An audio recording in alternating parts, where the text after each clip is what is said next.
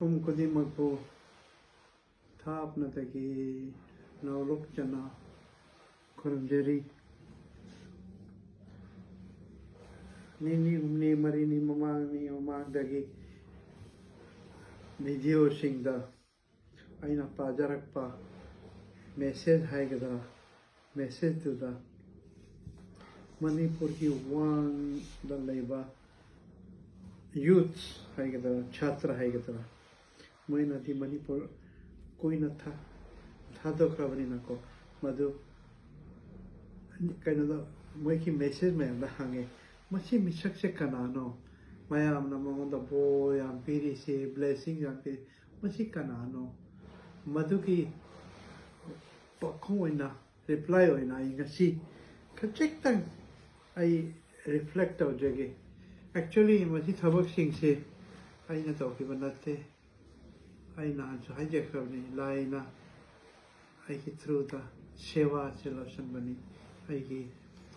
native land. I get pop money for Kitamata. Chahi Aina Anang or am Daki. I on the wish of Malay, kind of Krata, the word impossible. My dictionary the light of any impossible. I am not turning it. Are they successful so other way? Manipur Nasi world power, the sports of Manipur, the sportsmen. Masing Bio Chahi Kuntra Manga Mamangi Kabarni Madumatam, the single page or a me. Madu Akoina Manipur ki Chandroi Singa, Aine Aye brother.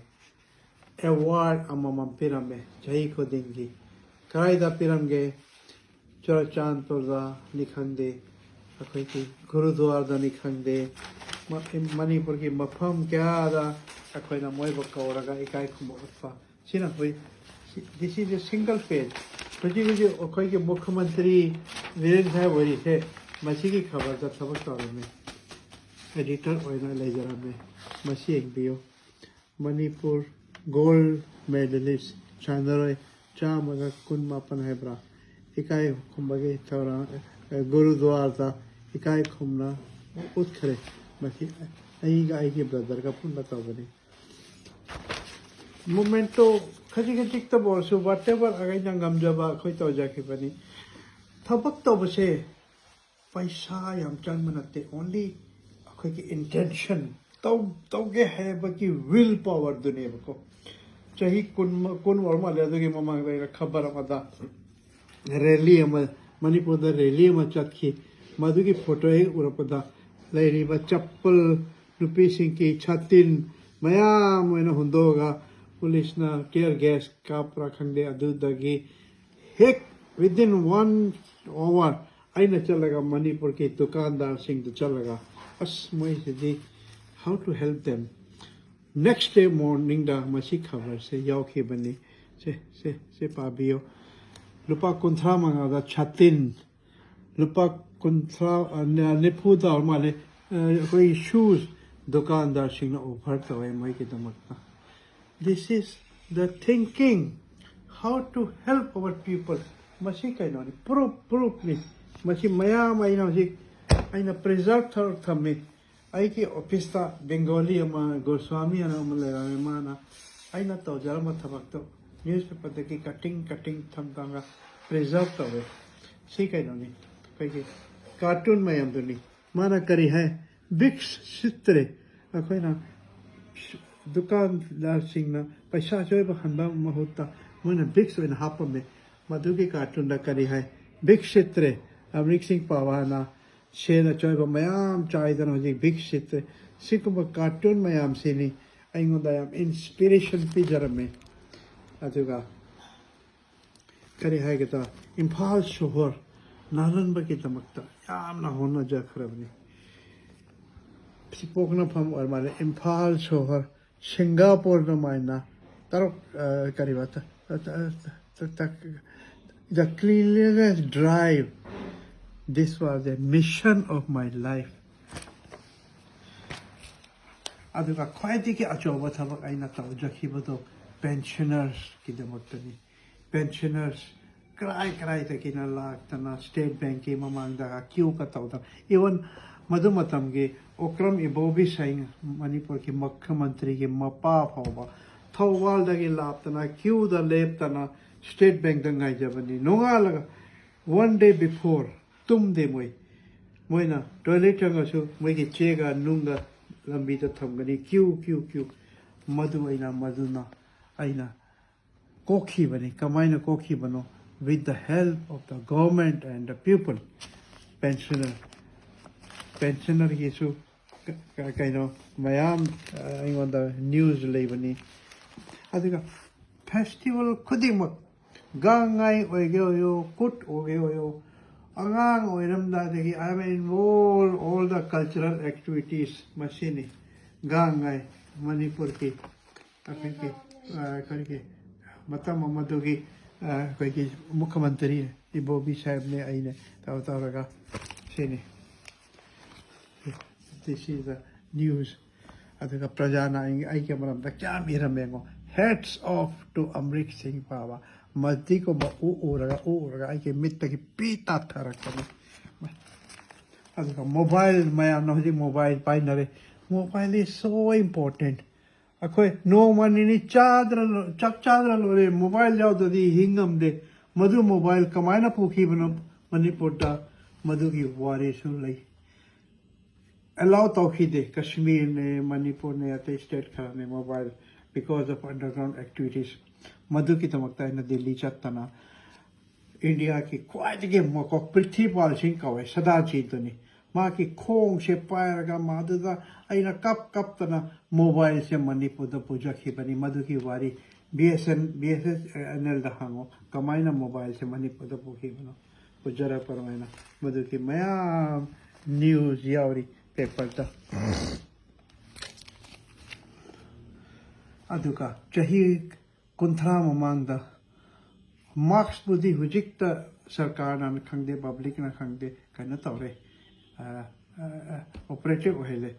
aina di chahi kunthra mamang da akhiki poche yon jariwa vendor sing na sorok ke manakta poche khaji ore lambi su phatta bani na ko ipun ho bodu da madu ki laina do kokna ba aina mask lakhs and lakhs krai da tuge Assam rifle CRP army aina bazar de ki yaima store de ki phi se lai raga marks sajak bane in terms of lakhs and lakhs police traffic police khudik mai aina ije ki bani mask mayam se machine madu ki paw so yaure si amo Assam rifle ki masi makok ni masi mask ki yeli mafam chattana so this is a service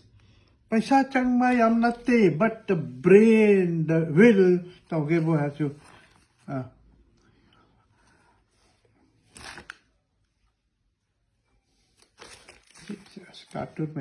cartoon mayam se asi ai ki free time da machine ai na yeng le se sikumba hand trolley hundreds of hand trolley aina bazar community de ki ni raga municipality ta picha ki bani bazar se nalan chi hai na adiga masika no ne akai ki garbage trolley governor da ki ani ni re Assam rifle da ki ani ni re adiga share da ki aman ni re lakh ani pe bani trolley se aina shohor se policy amatosi mayamna hundo hoigi amot pa hundoe moina khulle amu hundoe madu sarupati trolley amama khela thamasi mafam da mayamna da hundok sono thallaka da kai ki tractor la ga puja khini dishiki policy madu matam koina yam successful oje khibani imphal shahar nalan bagi da makta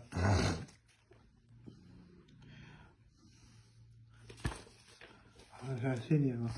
Manipur ki mukhyamantri sina kanani akoi Assam rifle manu da function tawja ki bani madu da koina magi makhota piche ki bani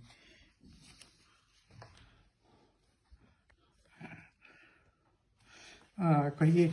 camp flood relief camp khangde eye relief camp de yam tawja ki bani flood relief camp द मयाम नदी चेंग ने करी ने मयाम ये लमे आई नदी करी पूरे चले नारी करी के नारी से पाम जबनी न को नारी याव द बता कनो ओई दे मपु फा दे ना आई के नारी से आमना फेमस ओई कर बनी मदो मतम न मयाम ना नारी अमरिक सिंह की काउंटर द नारी ये ले ना अस याम ले जानी आई ना मसी मयाम मयाम द खंगन गया दी चही हम चुप न चंगनी मसी नी आई की लव आसिने पेंशनर की कार्टून से मो माना करे है रंग मोई की बेडिंग पूरा लाए स्टेट बैंक की मांगदा वना तुम में हयंग ये पेंशनर येन गनी है ना मधु बस मधु कोक न बा कोई ना होना बीतना हुजिकती कोई की मफम खुदिक दा हुजिक पेंशन डायरेक्ट फंगे सीनी ताउके में खैरती लुई जाए impossible nothing is impossible in this world mayam na as masi yam lai rani so many newspaper chahi am chang ni aina masi ulladi aina khwai dige police department da khwai dige na nungse base se ni ne akai rk khomdon sahib na ai boi mayam mateng pang ke bani imphal shor nalan basu अतिगा बाजार के दुकानदार सिंगना से मोई की दुकान के मांग दा चावना कोई के पोचे का थंदना सोरोक से कनो वहले चिल्लले he was my best friend I always salute RK Khomdon साहब इस वीडियो सांगा दी है हाँ पर या अपलोड तो भी आ रहा है ना आई मधु मत नो मगी खरा मैं हम दाई करने तो नहीं है शेनी याम लेके जानी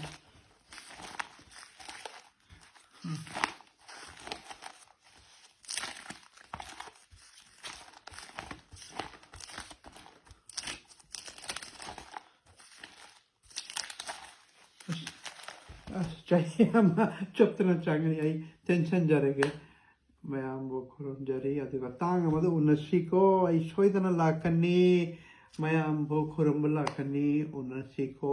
थैंक यू वेरी मच